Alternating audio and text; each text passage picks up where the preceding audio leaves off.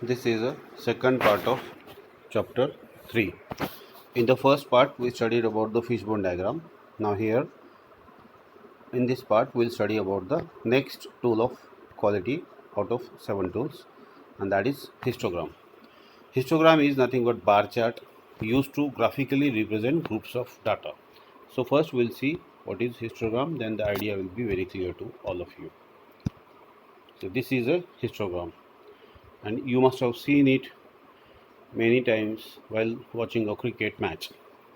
So in cricket match, these histograms are used very often. So on the x-axis, overs are given, and on the y-axis, runs per over is given. So this is a histogram. Okay, now we'll study about it. So it's a bar chart used to graphically represent groups of data. Now constructing a histogram from a set of data, compute what from whatever the data you have. From that you have to compute sum, mean, maximum, minimum and range. How? Now use here for our consideration the Acme pizza example is given. Now this is the data which is available with us, and this data was of last Thursday. So in India, for your convenience, you can consider it as a Sunday sale, because usually there will be a good sale in pizza store on Sundays. Okay, let's say the owner wants a distribution of Acme's Thursday night sale. Okay, so data set from last Thursday. Now owner wants a distribution of Acme's sale.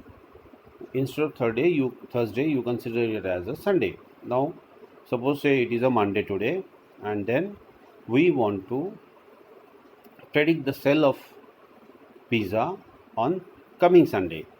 So what we do is, past Sunday we consider the sale of past Sunday, and for this store the sale was like the first customer came and he ordered 0 slices or pizza.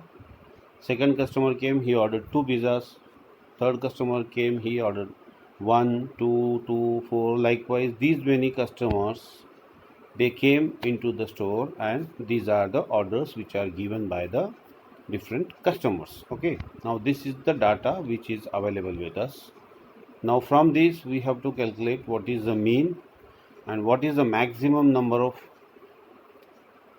pizza or pies that was ordered by the customer, and what was the minimum number of pies that was ordered by the customer, and what is the highest range.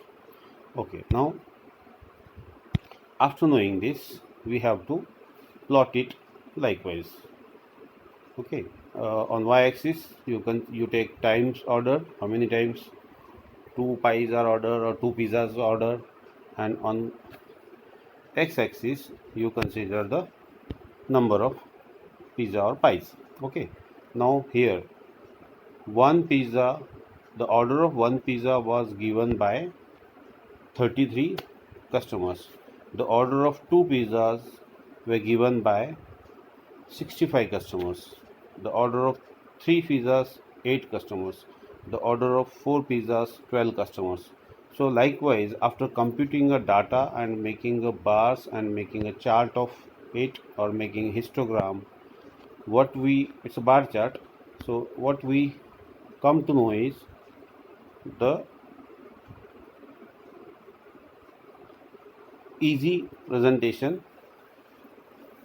For example, suppose say the same thing, if I ask you, these are it's a 50 over match, and these are the 50 overs runs, and all of a sudden if I say what were which over was scored most runs.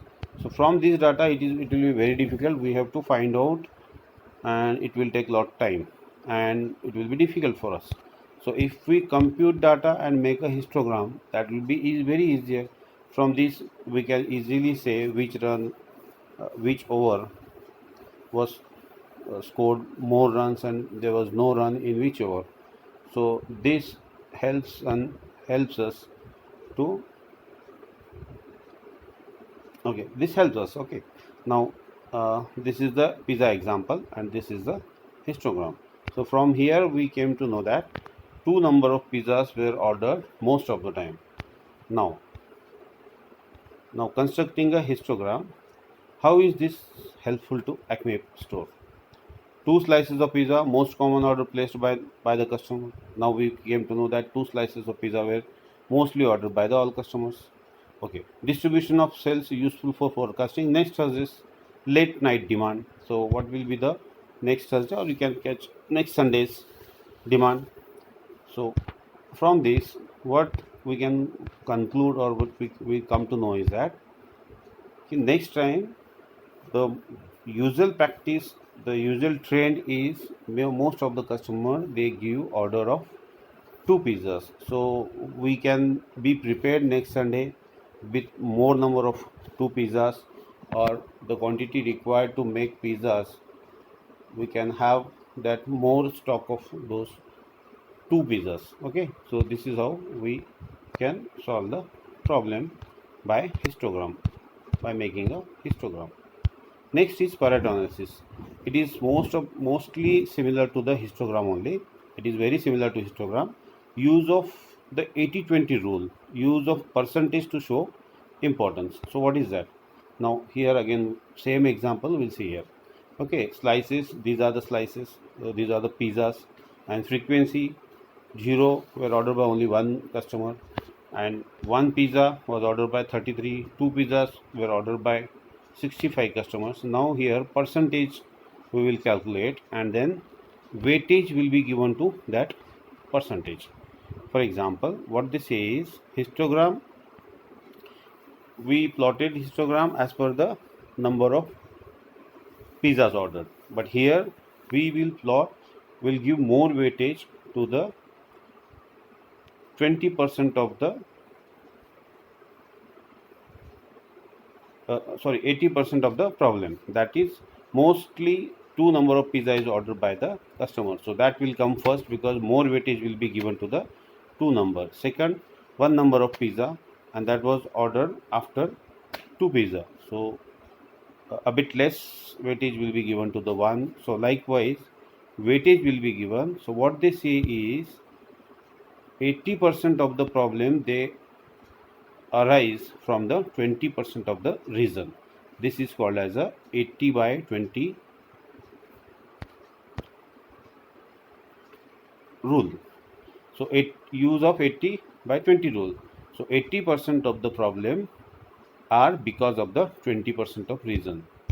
So the most problem for us in this is two number pizza. So two number of pizza were ordered mostly by the customers.